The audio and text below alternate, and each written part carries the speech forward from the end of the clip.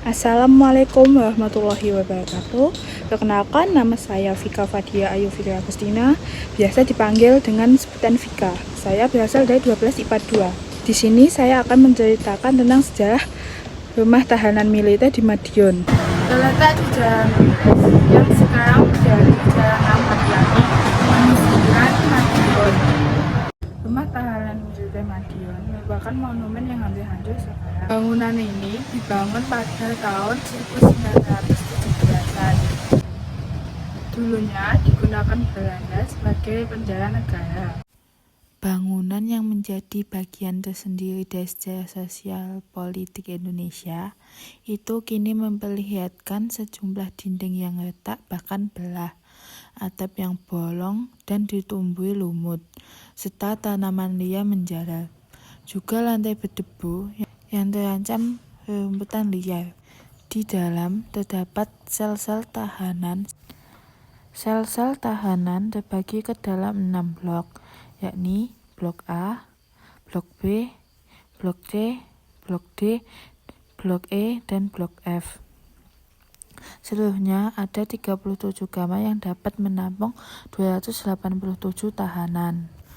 Bangunan ini sesungguhnya merupakan salah satu bukti gagalnya eksperimen demokrasi parlementer pada dasar-dasar 1950-an akibat demokrasi terpimpin. Disinilah Soekarno mempenjarakan sejumlah tokoh politik dari Partai Majelis Surya Muslimin Indonesia (Masyumi) dan Partai Sosialisasi Indonesia (PSI). Dua partai utama yang dibekukan oleh Soekarno begitu ia membubarkan konstituante hasil pemilihan umum demokrasi.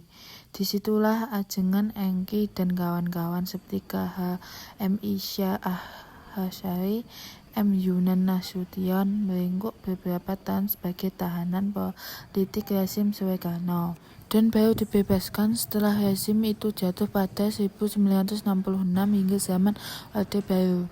Rumah tahanan Madiun masih dipakai untuk menahan beragam orang tahanan G30 SPKI, Komando Jihad, dan kriminal.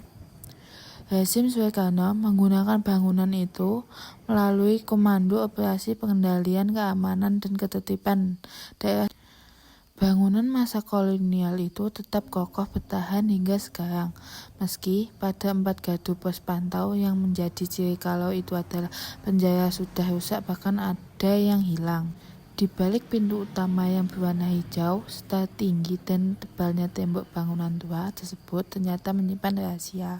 Tak banyak warga Madiun yang tahu juga kalau penjara tersebut pernah digunakan sebagai tempat menginap pertama Menteri pertama Indonesia, yaitu Sultan Syahrir. Sultan Syahrir dengan Partai Sosialisasi Indonesia (PSI) ditahan oleh pemerintah Indonesia di bawah Presiden Soekarno karena dituduh ingin menggulingkan pemerintahan.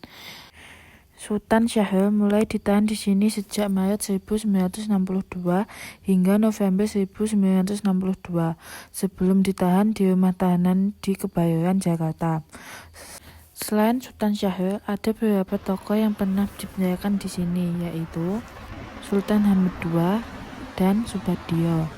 Bangunan ini sejak dibangun memang digunakan untuk penjara baik pada zaman kolonial Jepang hingga kemerdekaan. Menurut majalah Tempo 2009, sejak tahun 1980, bangunan milik Datasemen Polisi Militer Madiun sudah tidak berfungsi lagi. Sangat disayangkan melihat kondisi penjara tua bersejarah yang kini sudah beralih fungsi tersebut menjadi tak terawat dan tak berguna. Demikian cerita sejarah yang saya sampaikan. Bila ada kurangnya, saya mohon maaf. Wassalamualaikum warahmatullahi wabarakatuh.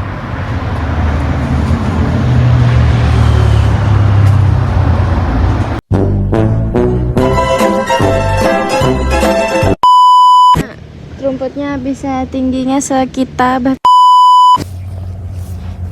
Dibuka dulu pintunya dulu.